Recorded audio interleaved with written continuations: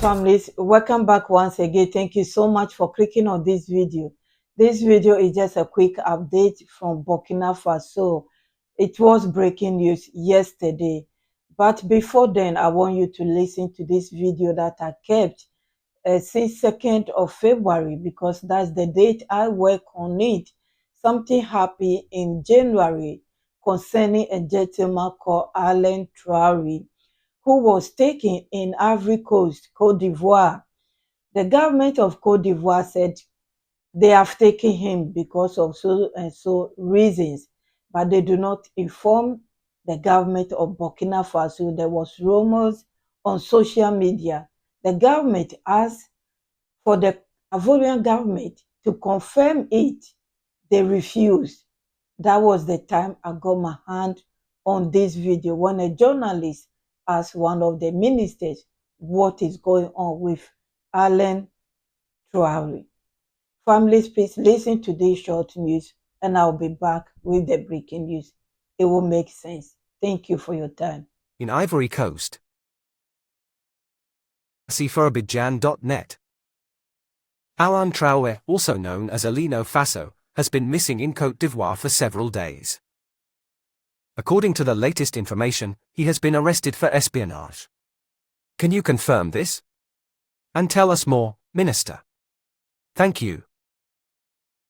Well, I don't want to get into sensationalism. Nobody is missing in Côte d'Ivoire. It's true that very often these are things you read or hear. But you should know that all arrests are carried out according to the rules, and I can confirm that Mr. Alain Traore has been arrested. Today, there is a procedure underway, so I can't say any more. But you know very well that everything is done transparently. When this procedure is completed, but you'll get the usual, always in the interests of transparency and accountability.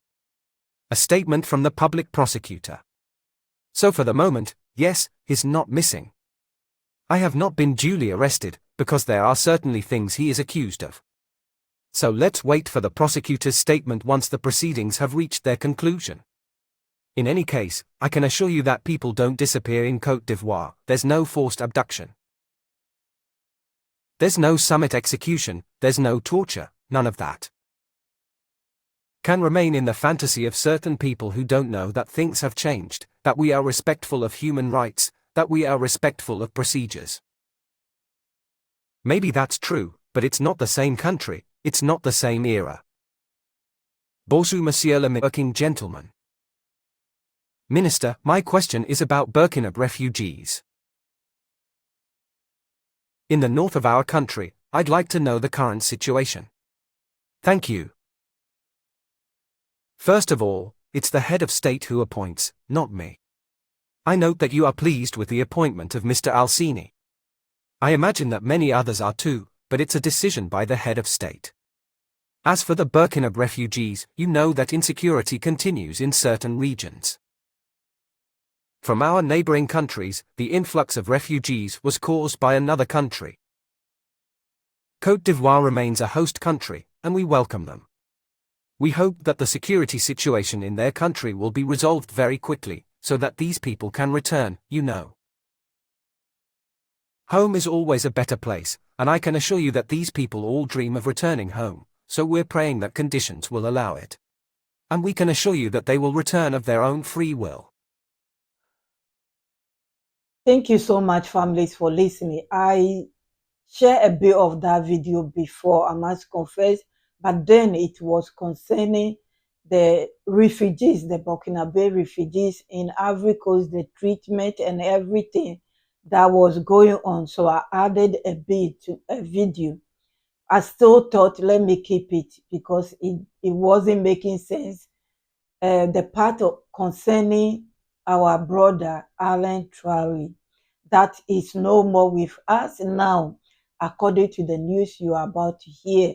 There was rumors on the social media that he's no more with us for 2 days. So the government of Burkina Faso approached the Ivorian embassy and Ivorian government to confirm about what is going on social media. Is it true or not? This is the news you're about to hear. I'll be back. From the Communications Department, Government spokesperson, bearer of a message. Good evening, Mr. Minister. Good evening, Madam. You have the floor. Government statement.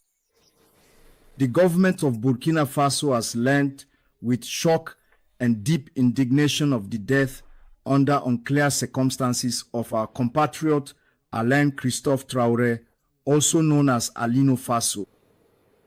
According to a statement from the public prosecutor of Côte d'Ivoire, widely shared on social media, Alain Faso is said to have died on Thursday, the 24th of July, 2025, at the Gendarmerie School.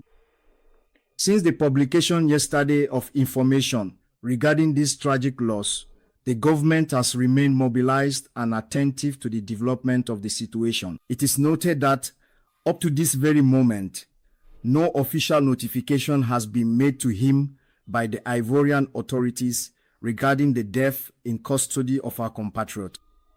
Neither the family of Alain Traore, nor his lawyer, nor the embassy of Burkina Faso in Côte d'Ivoire have been informed about what is described in the statement in question as a suicide. The government, through the Ministry of Foreign Affairs, Regional Cooperation and Burkinabe Abroad, therefore urgently summoned the Chargé d'Affaires of the Embassy of the Republic of Côte d'Ivoire in Burkina Faso to explain the fate of our compatriot. Unfortunately, the Chargé d'Affaires confirmed the death of Alain Christoph Traore, also known as Alain Faso. The government is astonished that this tragedy occurred in a gendarmerie school, and under such circumstances, especially since the spokesperson for the Ivorian government had made efforts to deny the existence of forced abductions, summary executions, and torture in Côte d'Ivoire during a press conference held on the 15th of January 2025. All these statements of intent about transparency and respect for human rights stand in stark contrast to the murky handling of this case, which ended with the highly suspicious death of our compatriot Alain Traore. The government questions the real reasons for his detention in a gendarmerie barracks for more than 6 months after his arrest and without trial. It forcefully and vigorously rejects the suicide theory currently put forward by the Ivorian judicial authorities, who have shown a culpable complacency in the face of the arbitrariness and denial of justice suffered by Alain Faso, in this case, since his arrest on the 10th of January 2025. The government strongly condemns this disappearance, which amounts to a heinous murder. He is outraged by this blatant attempt to distort the facts. Indeed, although the death was reportedly recorded on Thursday, the 24th of July, it took 72 hours for the information to be made public based on a statement from the public prosecutor at the Abidjan Court of First Instance, the authenticity of which was difficult to verify. The government demands that the Ivorian authorities repatriate the body of our compatriot Alain Traore without delay, so that he may receive a dignified and honorable funeral. It is moved by the wave of condemnation and outrage sparked by the sudden announcement of his death under circumstances reminiscent of the barbaric and sinister practices of a bygone era.